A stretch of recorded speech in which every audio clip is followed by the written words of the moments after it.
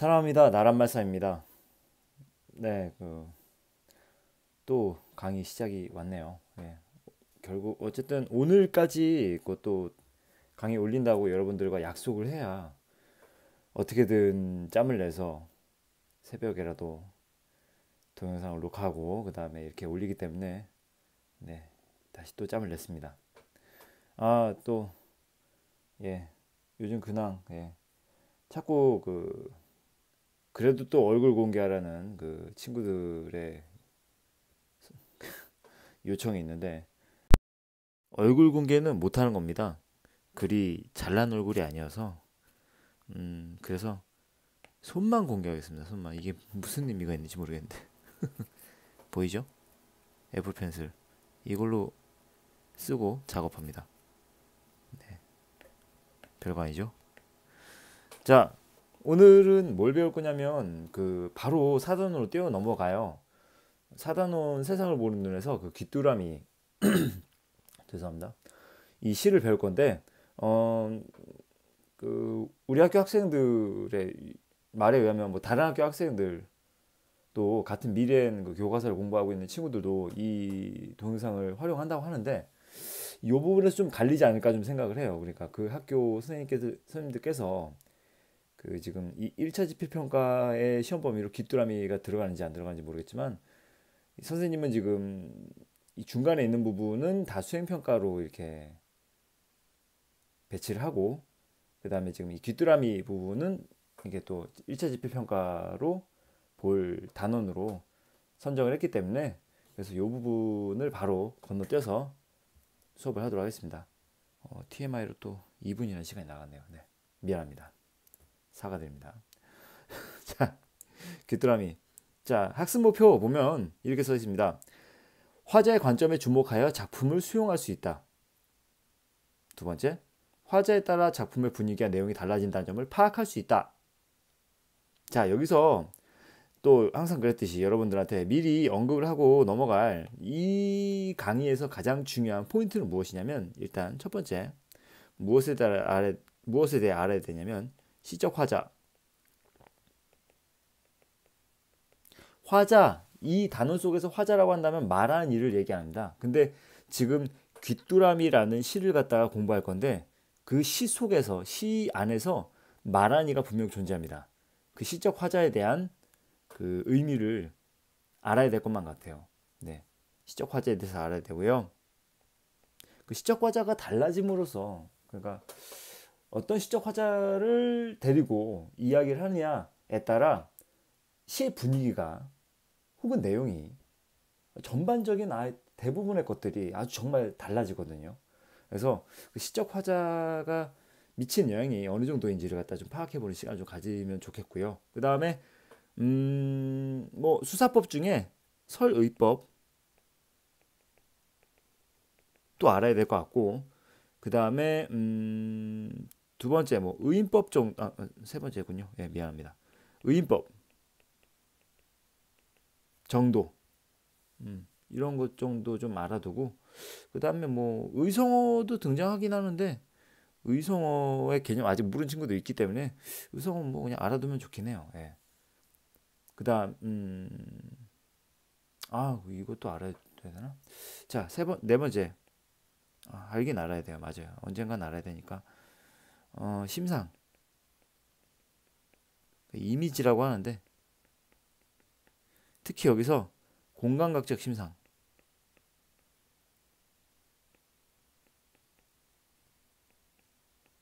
이거 알아둬야 돼요.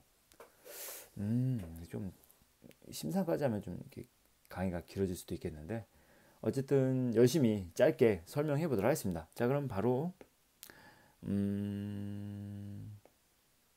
이건 이 생각과 발견 이쪽은 나중에 설명하도록 할게요. 지금 이 부분에 대해서 설명하게 되면은 뭐 동영상 이렇게 뭐 가져와서 정말 가수에 따라서 얼마 노래 느낌이 다른지를 갖다 설명하려 하다가 왠지 또 저작권 뭐 그 문제 때문에 동영상 강의 올리는데 좀 문제가 생길까봐 그건 따로 다른 강의로 그냥 강의라기보다 그냥 어쨌든 하나 더 화면 동영상 한번 올려볼게요. 예, 일단 자, 그럼 귀뚜라미 바로 들어가겠습니다.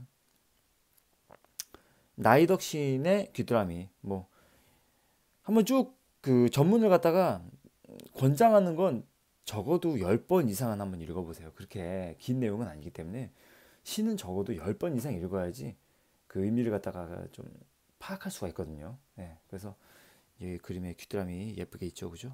예, 실제로 보면 좀 약간 징겁다 느낄 수 있겠지만, 자, 첫 번째부터 한번 보도록 하겠습니다. 귀뚜라미 첫 번째부터 높은 가지를 흔드는 매미 소리에 묻혀 내 울음소리는 아직 노래가 아니다 라고 표현하고 있는데, 자, 여기서 여러분들은 이런 생각을 해볼 수가 있어요. 일단은 제목이 귀뚜라미라는 점에서 귀뚜라미에 대해서 얘기하나? 혹은 귀뚜라미가 얘기하는 걸까? 뭐 이런 의미를 뭐 의문은 가질 수는 있어요. 맞아요. 근데 지금 첫 번째 이제 연에서 이렇게 설명을 해. 높은 가지를 흔드는 매미 소리에 묻혀 내 울음소리는 아직 아니다. 내 울음은 아직 노래가 아니다. 이렇게 표현한 걸로 봐서는 귀뚜라미의 이야기를 귀뚜라미가 스스로 자신의 얘기를 하는구나 라고 느낄 수는 있겠죠.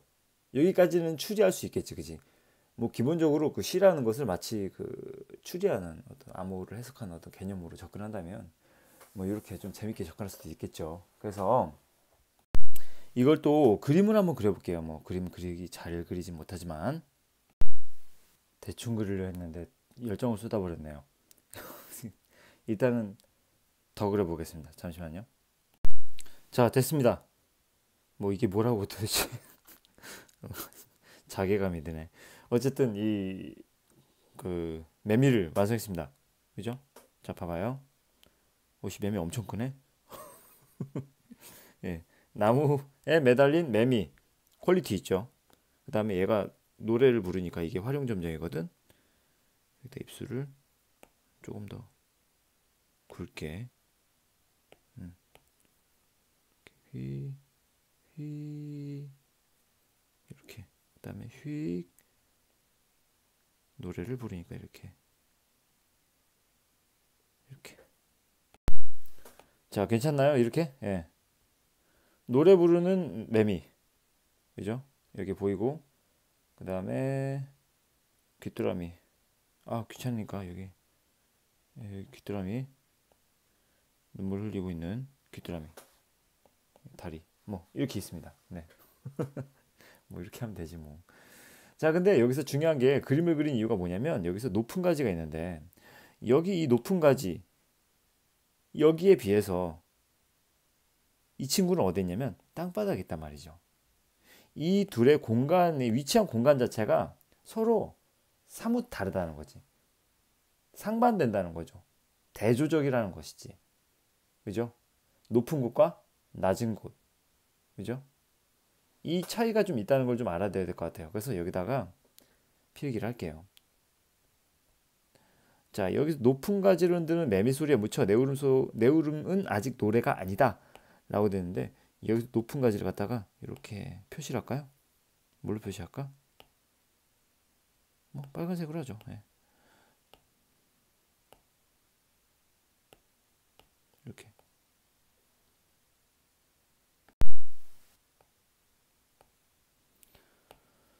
자, 얘가 그러니까 매미가 사는 공간이에요. 그죠? 매미가 사는 공간. 여기 높은 가지를 흔드는 매미 소리에 묻혔다는 표현도 좀 알아둘 필요가 있어요. 묻혔다는 것은 매미 소리 때문에 내 목소리는 그냥 밀려나 버렸다 혹은 그냥 그야말로 묻혀버렸다는 건데, 내가 나의 노래소리, 내 목소리가 그냥 그 매미의 소리를 노래소리를 갖다 이길 수가 없다는 얘기거든요. 매미 소리가 득세하는 거지. 그래서 내 울음은 아직 노래가 아니다. 여기서 뭐가 등장하냐면 바로 이제 그러니까 나라는 사람이 등장하는데, 이게 시적 화자죠. 시적 화자. 고로 시적 화자는 귀뚜라미죠. 근데 내 울음 아직은 노래가 아니다라고 했는데, 여기서 중요한 건 바로 이 그 노래라는 것에 대한 이 개념을 갖다 알아야 돼요. 이게 바로 노래가 아니다. 그럼 노래가 되고 싶다는 얘기 아니에요. 내 소리는 노래이고 싶다라는 얘기이기 때문에 여기다가는 귀뚜라미가 소망하는 것이라고 쓸게요. 그래서 지금 뭐 자습서에서는 이 울음과 노래를 서로 대조적인 것으로 보고 있어요. 그러니까 지금은 내 소리는 울음일 뿐이고 그게 노래가 되고 싶은데 노래는 되지 못한 어떤 미완성형이라고 보고 싶어요. 선생님은 개인적으로. 근데 이렇게 막 대조적인 것까지 보고 싶진 않은데 자습서에서는 이렇게 울음과 노래를 대조적인 걸로 봤어.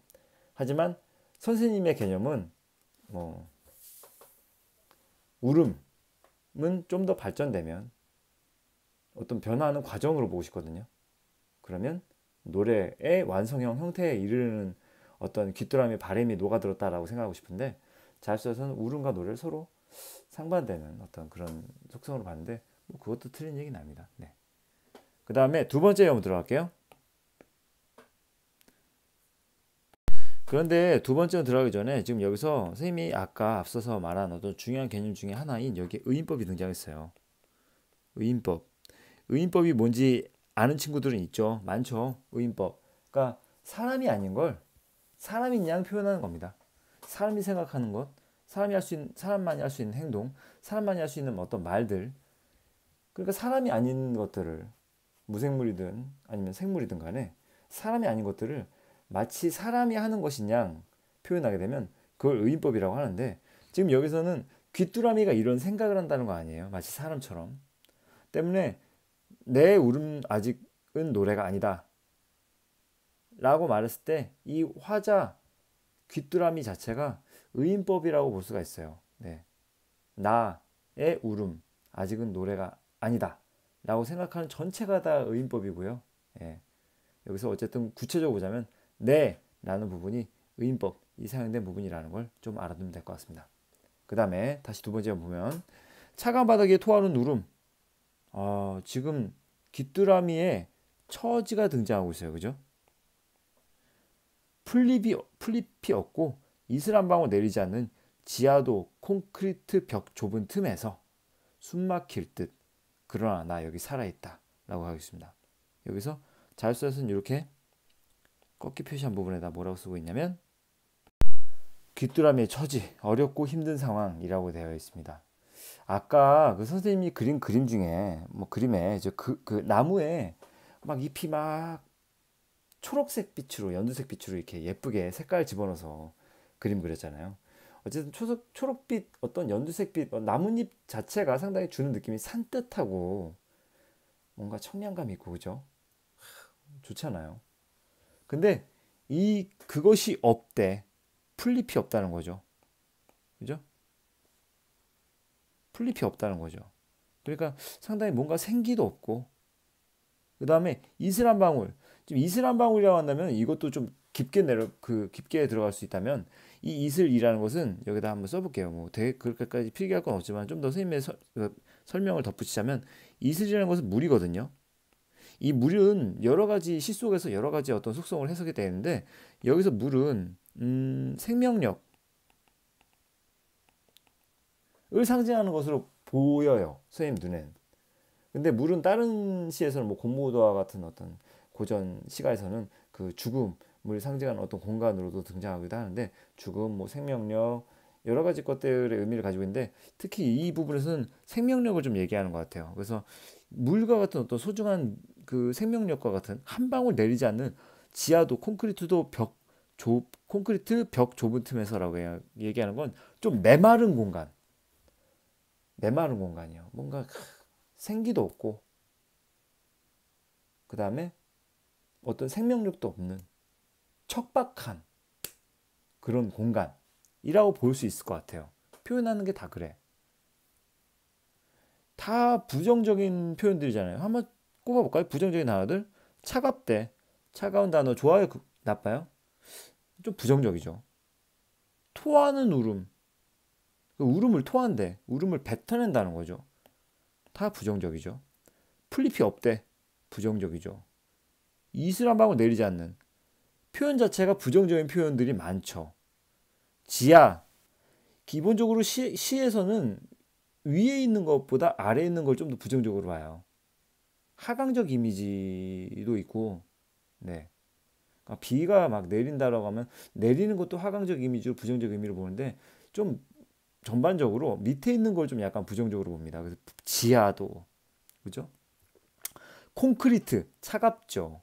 딱딱한 느낌이죠. 콘크리트라는 단어 생각하면 그리 막 되게 포근합니까?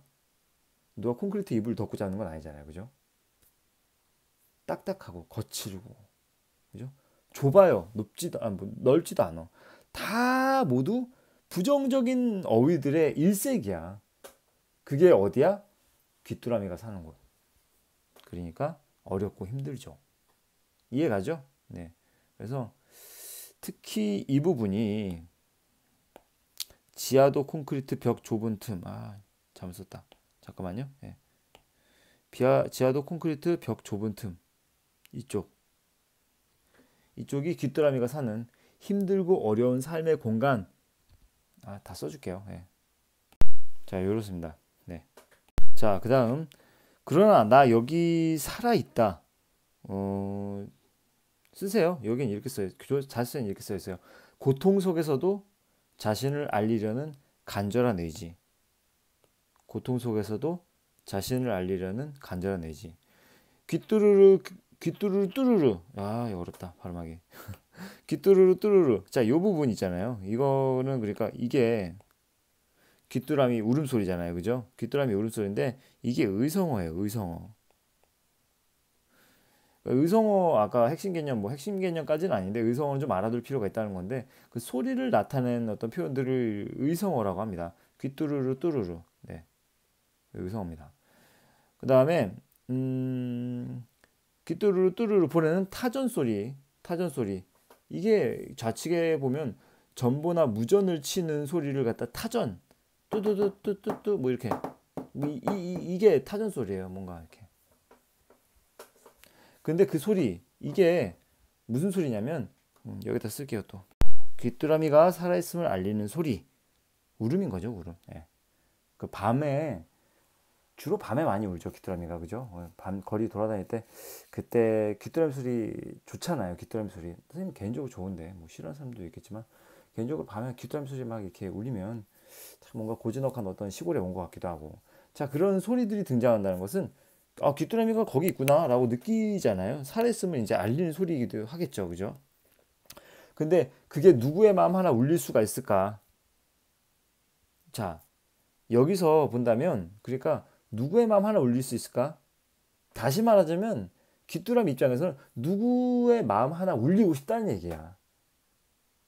쉽게 말해 되게 끝내주는 사람으로 치자면 끝내주는 나는 명가수가 돼요. 뛰어난 가수, 가창력의 가수가 되어서 다른 사람들의 마음에 울림을 주고 싶다는 얘기예요.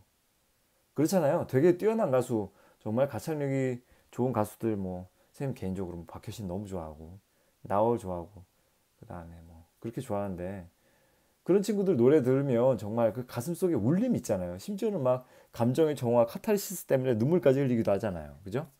그렇게 난 될 수 있을까? 누구의 마음 하나 울릴 수 있을까? 라고 묻는 거예요. 그죠? 자, 근데 여기서 중요한 게 여기서 그럴 수 있을까? 라고 하는 거 요거 이게 바로 설의법입니다. 이걸 좀 알아두고 넘어갈 필요가 있어요. 자, 일단 설의법이라는 건 무엇이냐면 그 너도 알고 나도 알고 있는 그런 아주 간단한 사실인데 그걸 물음으로써 강조하듯이 표현하는 방법이에요. 아주 간단한 건데 분명 알고 있는 건데 누구나 다 알고 있는 충분히 알 수 있는 그런 사실을 꼭 이렇게 의문형으로 묻듯이 표현한다니까. 그게 서리법이에요. 이를테면 이런 거예요. 예를 들어볼게요. 학생이 두 명의 학생이 대화가 있어요. 자, A가 이렇게 물어봅니다. 야, 너 아침 먹었어? B가 물어봅니다. 안 먹었지. 평소에 내가 안 먹잖아, 그지? 내가 얼마나 배고프겠니? 라고 물어봐요. 내가 얼마나 배고프겠니? 그러면 물어봤던 친구는 당연히 배가 고플 거란 걸 알아요. 그리고 지금 이 내가 얼마나 배고프겠니? 라고 물어본 친구도 몰라서 묻는 게 아니잖아요. 그죠? 강조하듯이 야, 내가 얼마나 배고프겠니? 뭐 이렇게 얘기하잖아요. 그죠? 그러니까 너도 알고 있고 나도 알고 있고 누구나 충분히 알고 있는 사실을 갖다가 물음의 표현으로서 강조하는 방법을 설의법이라고 합니다. 그래도 혹시 아직도 이해 못할 친구들이 있을까봐 한 가지만 더 예를 들어볼게요. 엄마와 아들의 대화예요. 아들은 정말 직구죠. 그 다음에 개구죠. 그 다음에 공부도 잘 안 해. 근데 엄마가 이렇게 물어보는 거예요. 항상 아들이 그 숙제를 안 하거든. 그러니까 엄마는 정말 가슴이 타는 거야. 그래서 야 아들 너 공부했어 안 했어? 그러니까 아들이 엄마 제가 했겠어요? 제가 했겠습니까? 라고 물어본다면 이건 진짜 몰라서 묻는 거예요. 내가 했는지 안 했는지를 몰라서 묻는 거예요. 아니잖아요. 그죠? 엄마도 알고 있고 아들인 나도 알고 있는 너도 나도 알고 있는 사실을 갖다가 마치 확인하듯 질문하는 거잖아요. 근데 그게 일반적인 우리들의 질문은 야 버스 정류장이 어디야? 이거는 정말 몰라서 묻는 거거든요. 어디에 있는 거냐의 어떤 정보에 대한 물음이잖아요. 정보를 획득하기 위한 질문이잖아요. 근데 지금 이 서리법의 질문은 어떤 대답을 요구하는 그러니까 특별한 어떤 정보를 요구하는 질문이 아니라니까. 순수한 어떤 우리가 뭔가 궁금해서 하는 질문과는 다른 그냥 확인하듯이 강조하는 방법 중에 하나예요. 그러니까 질문이 아닌 거지 사실. 엄마, 제가 숙제했겠어요? 죄송합니다. 이렇게 한다면 이거는 서리법이죠. 네. 그래서 누구나 다 알고 있는 사실, 너도 알고 나도 알고 있는 사실을 물음의 형식으로 강조하는 방법을 설의법이라고 합니다. 얘도 마찬가지예요. 내가 누구의 마음 하나 울릴 수 있을까? 아, 울릴 수 없을 텐데. 라고 얘기하는 걸, 아, 누구의 마음 하나 울릴 수 있을까? 라고 얘기하는 겁니다. 몰라서 묻는 게 아니에요. 네. 그래서 설의법. 하지만 이 말 속에서 귀뚜라미의 어떤 바람이 드러난다는 점이죠. 그죠? 그 다음, 바로 3년 들어갈게요. 바쁘니까. 미안합니다. 벌써 22분이야. 다음은 매미떼가 하늘을 찌르는 시절 그 소리 거치고 맑은 하늘이 어린 풀숲 위에 내려 뒤처이고 계단을 타고 이 땅 밑에 내까지 내려오는 날 발길에 눌러 우는 내 울음도 누군가의 가슴에 실려가는 노래일 수 있을까? 네, 또 여기 설의법도 나왔죠. 설의법.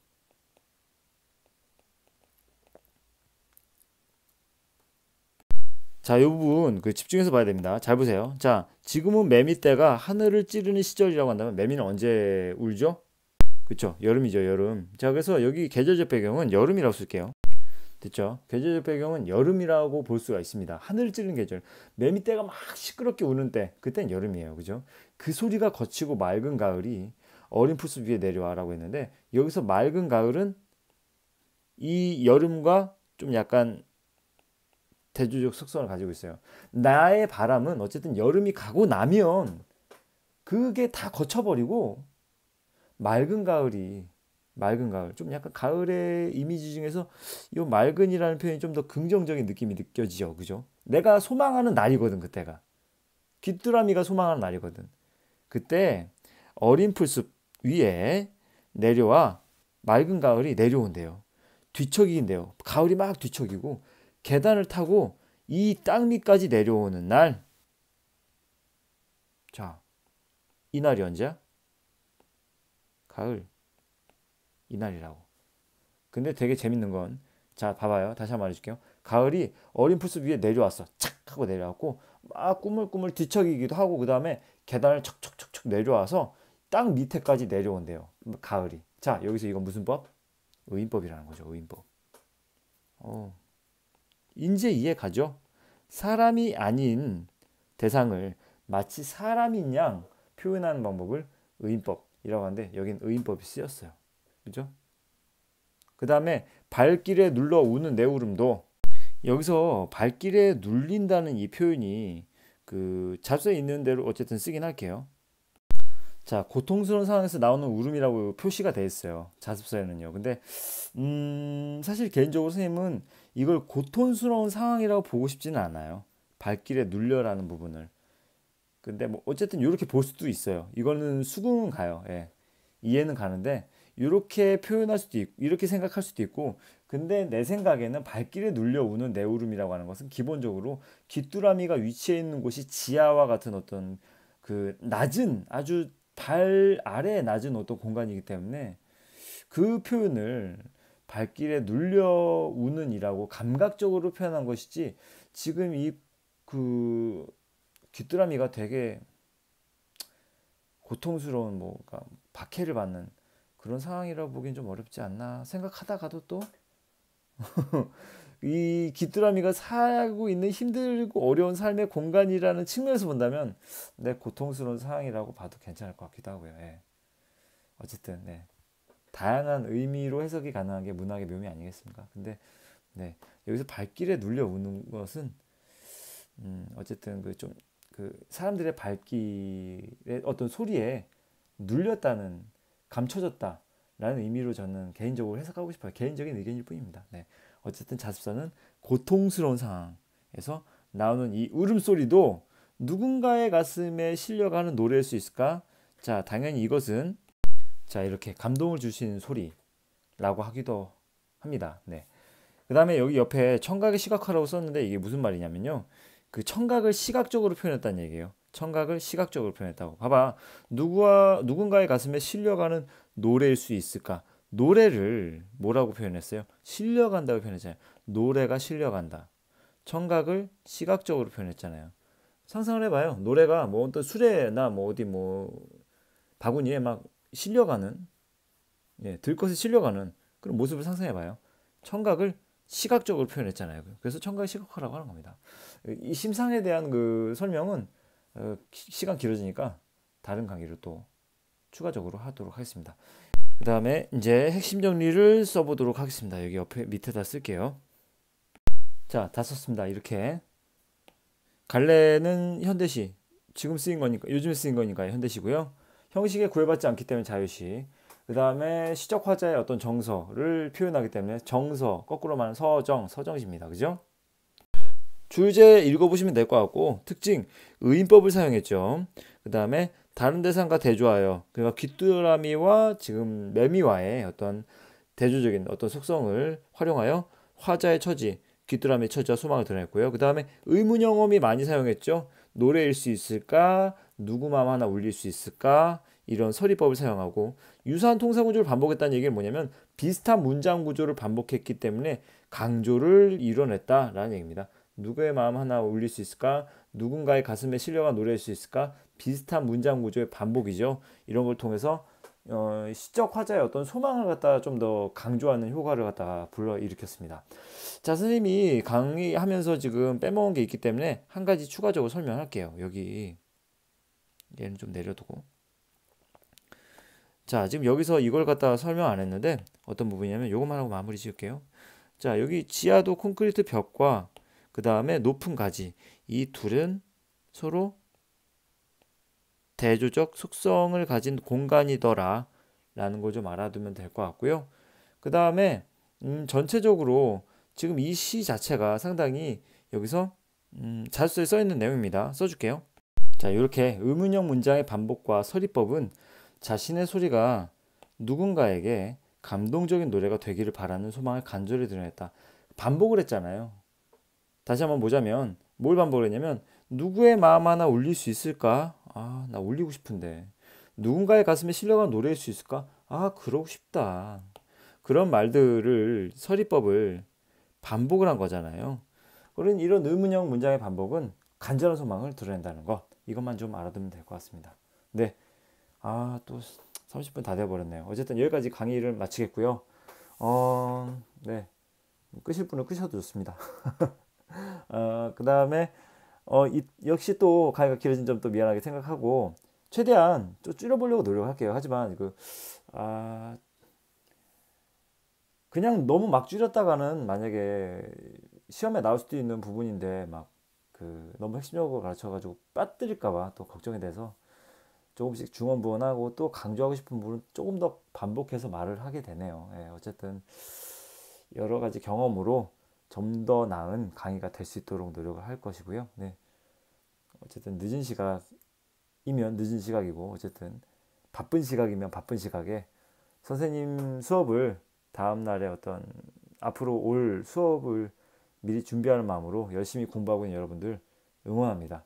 그리고 사랑합니다. 지금까지 강의 들어주셔서 감사드립니다. 네, 이상입니다.